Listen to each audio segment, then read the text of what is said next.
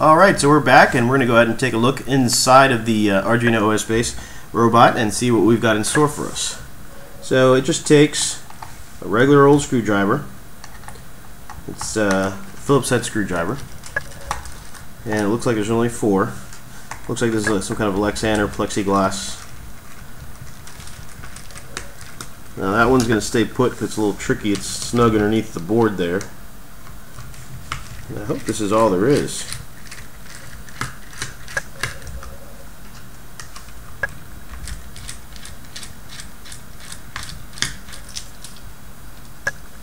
Alright, so yeah, it does look like it. Now we just want to be extra careful because we don't know what we've got in store here.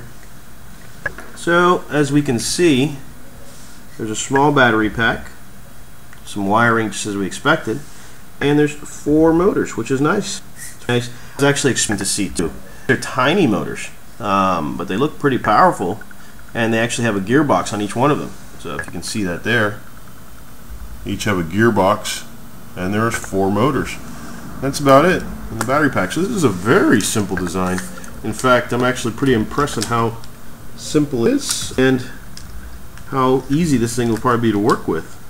The nice thing about this kit is that it's ready to go out the box from what we can see. Clearly it's already wired up, so you don't have to do much. For those of you who are more on the software side, this actually might be a nice kit to start off with simply because it's ready to go. You don't have to worry about any complications. One thing you will need to do is that there are no sensors with this kit. Therefore, you're going to have to find a way to mount them onto this unit, which shouldn't be difficult, and mount them on there and connect them. Nice thing about this shield here is that it is a SparkFun shield. So for those of you that don't know, the SparkFun makes some pretty nice components. They can be found at sparkfun.com. And basically, it allows you to stack more shields on top of here if you want to. Therefore, you could probably put an XB shield or any other shield. So, for example, here's an XB shield.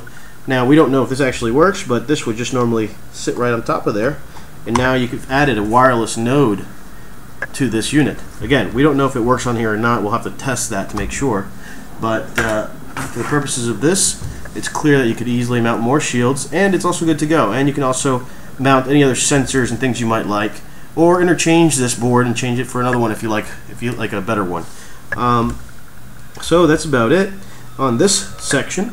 Now the next section, what we're actually going to do is, since it's already pre-done, we're actually going to just code up some things for Arduino, make sketches. We'll post some review and have it do a couple things, maybe even connect a sensor or two, just to give it some eyes and maybe do some object avoidance or some basic stuff with this thing.